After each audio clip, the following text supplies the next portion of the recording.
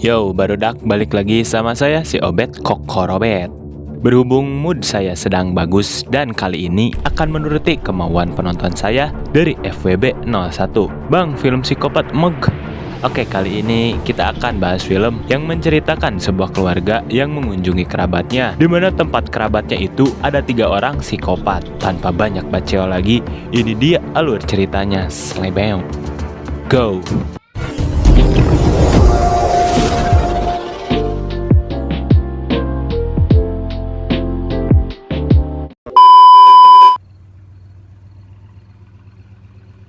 Berlatar di sebuah danau bernama Danau Gatlin, sebuah tempat wisata yang terdapat truk-truk trailer yang digunakan untuk penginapan para pengunjung.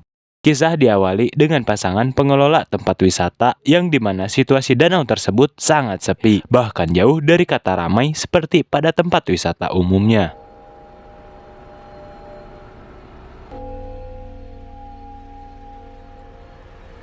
Saat itu datang sebuah mobil yang berisikan 3 orang misterius berhenti tepat di depan penginapan tersebut. Disusul dengan ketukan pintu yang membuat si ibu pengelola terbangun yang bermaksud untuk membuka pintunya. Namun tiba-tiba muncul wanita yang sudah berada di dalam rumah dan entah apa yang dia lakukan kepada si ibu pengelola. Tapi wanita itu berjalan ke kamar dan tidur tepat di pinggir suami si ibu pengelola tersebut. Dan inilah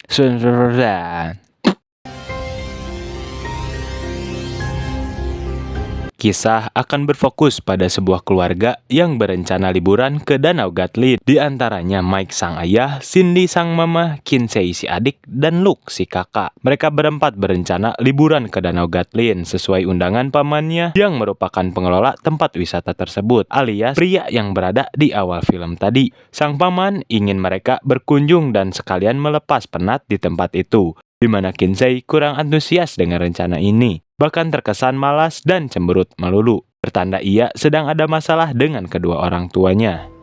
I got it. There you are. Who knew you had so much stuff? Seatbelt, Missy. Saat di perjalanan itulah akhirnya terungkap bahwa Kinsey adalah gadis yang bangor, bedegong, atau gadis yang selalu melakukan kenakalan remaja yang keterlaluan. Di mana Mike dan Cindy sudah memutuskan bahwa Kinsey akan pindah ke sebuah sekolah asrama, yang hal tersebutlah membuat Kinsey cemberut akibat keputusan kedua orang tuanya itu.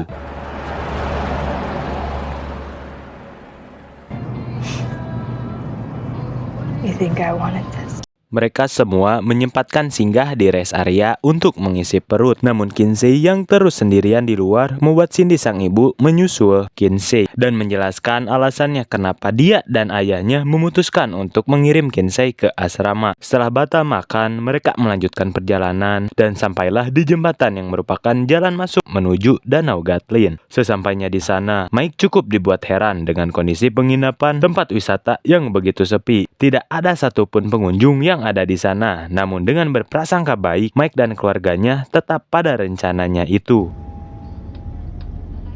There isn't anybody here.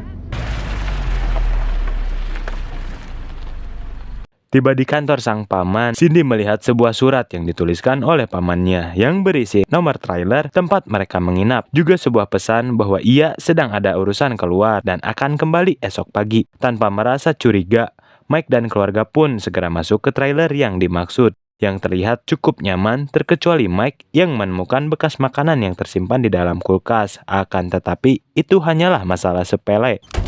Okay, so who's staying in this trailer? All of us. Tak lama terdengar ketukan pintu. Ada seorang gadis berambut panjang dan menanyakan sebuah nama, yaitu Tamara. Cindy menganggap jika gadis tersebut salah kamar atau mungkin tersesat, yang lagi-lagi tidak menaruh curiga dengan beberapa hal aneh yang mereka lihat di tempat itu.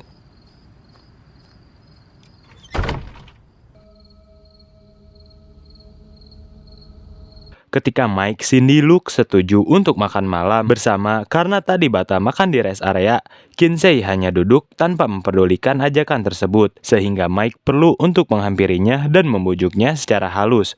Namun respon Kinsey lagi-lagi bersikap dengan tidak sopan yang malah pergi keluar begitu saja dengan beralasan untuk mencari udara segar di luar. Alhasil Luke sebagai kakak disuruh untuk menghampiri Kinsey, di mana Luke tidak punya pilihan lain selain nurut dan pergi menjemput adiknya di luar. Where are you going? I need some air.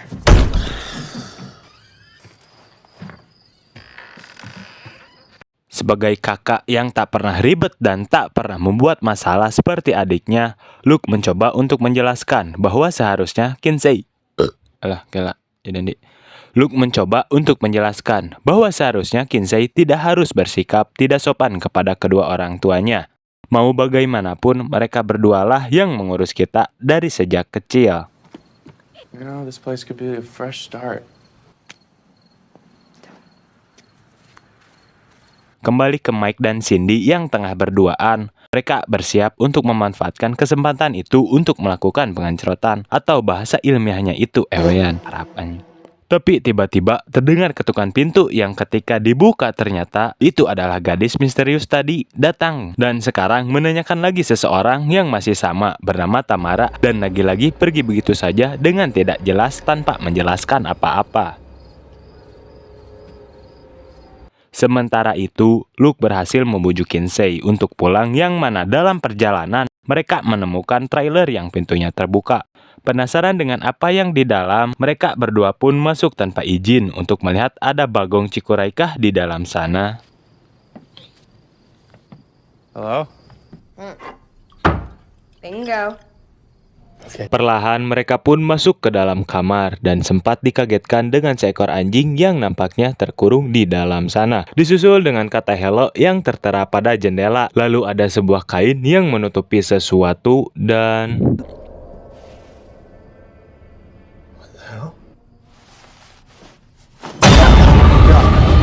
Terdapat jasad sang pakman yang kondisi wajahnya sudah hancur. Mereka berdua pun lari keluar yang bermaksud memberitahukan hal tersebut kepada kedua orang tuanya. Luke dan Kinsey pun bertemu dengan kedua orang tuanya di luar. Lantas Luke pun menceritakan apa yang ia dan adiknya lihat. Dan untuk membuktikan itu, Mike meminta Luke menunjukkan di mana trailernya. Sementara Cindy dan Kinsey masuk ke dalam trailer dan menguncinya rapat-rapat. Take Kinsey back to the trailer.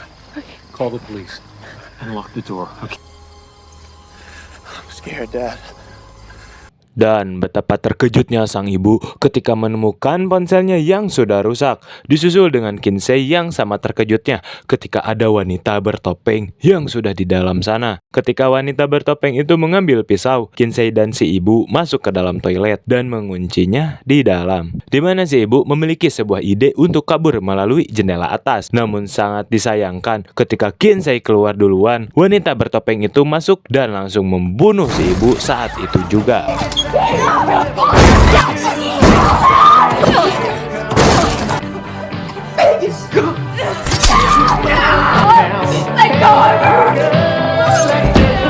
Kembali ke Luke dan Mike yang sampai di trailer jasad si paman, di mana Mike cukup ngilu melihat kondisi wajah si paman yang sudah rusak parah. Alih-alih menghubungi 911, kabel teleponnya ternyata sudah terputus dengan cara dipotong. Lalu tiba-tiba terdengar suara keras entah apa itu. Tapi saat mereka akan kembali ke Kinsey dan ibu, di luar sudah ada pria bertopeng dengan sebuah kapak di tangannya. Okay, we gotta get back to Mom and Kinsey. Dad. Tak ingin hanya tinggal diam, Mike pun mencari sesuatu sebagai senjata dan menemukan sepucuk pistol milik si paman. Di mana saat keluar, pria berkapak itu sudah menghilang. Hingga mereka berdua segera berlari menuju Kinsey dan si ibu.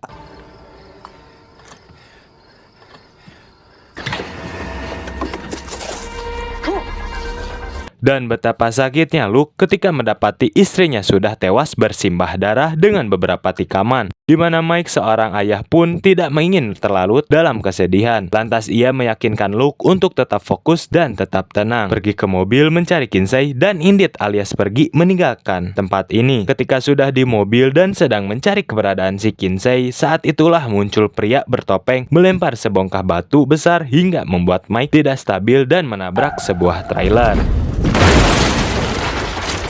Kinsey sendiri sedang berlari dalam kejaran wanita bertopeng, di mana ia harus tertahan oleh pagar kawat saat hendak pergi meninggalkan tempat wisata ini. Saat itulah muncul wanita bertopeng yang berjalan dengan santainya. Tapi seperti film umumnya, mereka santai berjalan, tapi anehnya selalu cepat sampai. Entahlah, namanya juga film. Kinsey terpaksa kembali ke sekitaran trailer di mana di situ ada sebuah mobil yang dikendarai si pria bertopeng. Kinsey pun bersembunyi di sebuah pipa besar yang ketika ia sudah tidak tahan, tiba-tiba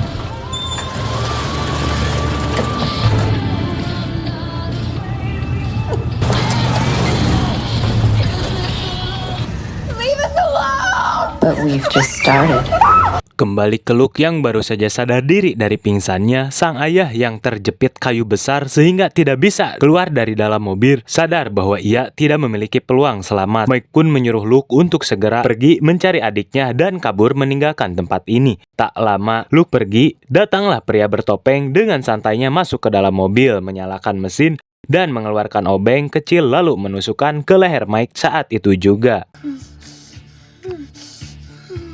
Okay, we just talk about this, okay? Sementara itu Kinsey masih terus bersembunyi dari kejaran 3 orang psikopat tersebut, di mana Kinsey memutuskan masuk ke dalam salah satu trailer yang di situ dia menemukan sebuah kotak mainan dan Kinsey terkena tusukan di bagian paha dan beruntungnya Luke datang tepat waktu dengan sepucuk pistol di tangannya. Ia tak punya keberanian untuk menembak si wanita bertopeng tersebut. Mereka berdua justru segera pergi dari trailer dan mencari cara untuk meninggalkan tempat ini.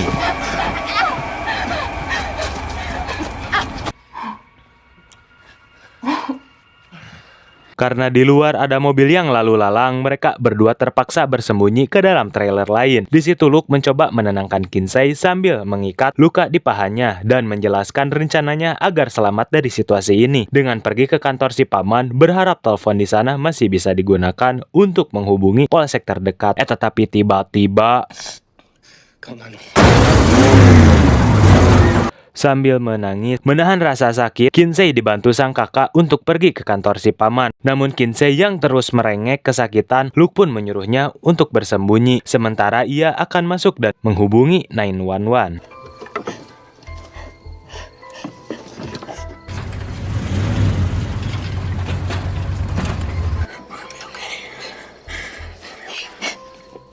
Setelah berhasil menghubungi 911, Luke pun dikejutkan dengan suara seseorang yang masuk. Lantas ia pun mengambil stick golf sebagai senjata. Karena pistolnya sudah diberikan kepada Kinsey, di situ Luke tidak sadar jika salah satu psikopat, yaitu si cewek bertopeng, sudah ada tepat di belakangnya. Yang karena dikuasai rasa panik, Luke sampai lari ketakutan saat melihat wanita bertopeng tersebut. Luke pun keluar melalui jalan belakang yang di situ ada kolam renang milik si paman. Yang ketika si wanita berlari ke arahnya, Luke pun langsung menghantam si wanita hingga ia terkapar tak berdaya. Mamam. Ketika sedang akan membuka topengnya, tiba-tiba wanita itu membuka matanya yang secara spontan membuat jiwa-jiwa brutal dari diri Luke pun muncul. Ia menikam wanita tersebut secara terus-menerus. Tak lama, si pria bertopeng dengan kapak di tangannya terjadi sedikit pertarungan. Mereka berdua harus terjebur ke dalam kolam di mana pertarungan dilanjutkan di dalam air dan hampir saja membuat si Luke tewas. Beruntungnya, ia mencapai permukaan dan bermaksud untuk berenang ke tepian. Tapi yang terjadi...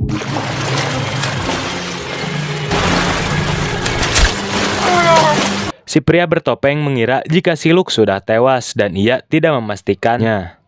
Yang tak lama Kinsey datang dan menyeret si Luke ke tepian kolam dan diselamatkan meski mengalami luka yang cukup parah. I need to get your help.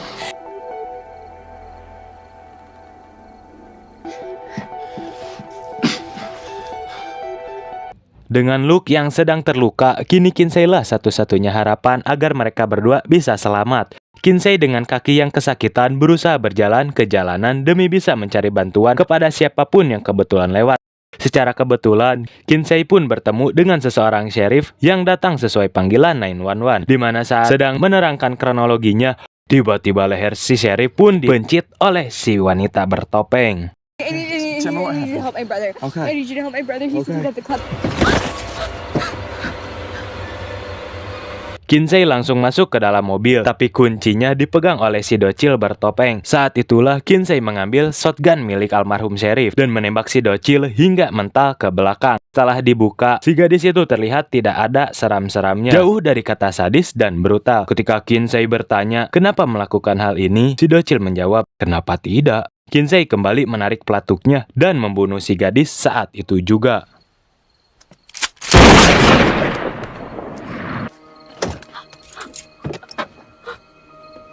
Tersisa si pria bertopeng yang muncul tepat di belakangnya, bukannya pergi melarikan diri yang sedari awal kita tahu bahwa ia adalah budak bontongor di sekolahnya dan selalu melawan orang tua. Nyatanya, ia adalah gadis yang cengeng, bukannya menyalakan mobil dan pergi membawa kakaknya meninggalkan tempat ini, yang alhasil si pria bertopeng ini berhasil menabrak mobilnya. Lantas ia pun menjauh untuk ngawahan dan akan menabrakkan lagi mobil yang ditumpahkan Kinsey.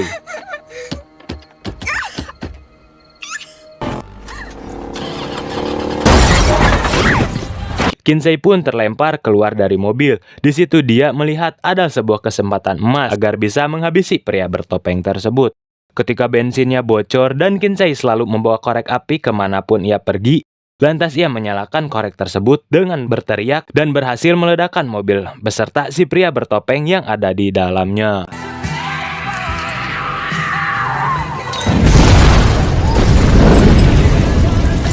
Perasa semua sudah selesai, Kinsey pun lagi-lagi jebleh sambil berjalan sangat laun, bukannya buru-buru kembali ke kakaknya, di mana si pria bertopeng masih hidup dan masih sanggup mengendarai mobil dengan api yang menyala, sehingga dengan sekuat tenaga berlari ke arah jembatan untuk menghindari kejaran dari pria bertopeng tersebut.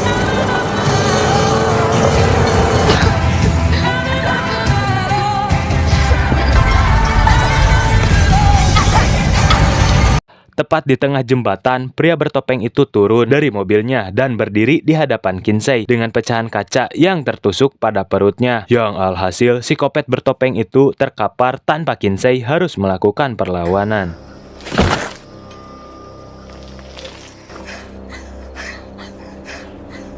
Saat berjalan ke jalanan besar itulah ada sebuah mobil yang menuju ke danau, di mana pengendaranya adalah seorang ibu dan anak. Yang ketika sedang menjelaskan kronologinya, muncullah si pria bertopeng untuk yang kesekian kalinya. Dia nampak tak akan mati jika belum menghabisi Kinsey. Namun dengan menggunakan tongkat baseball anak si ibu, Kinsey pun menghantam si pria bertopeng hingga kali ini benar-benar tewas. Eta singkat cerita, mereka berdua berhasil selamat meskipun Luke belum sadarkan diri di atas ranjang rumah sakit. Namun walaupun bontongor dan bangor, Kinsey setidaknya masih bisa menyelamatkan kakaknya. Yang tak lama kemudian, ada ketukan pintu yang membuat Kinsey menjadi trauma dan...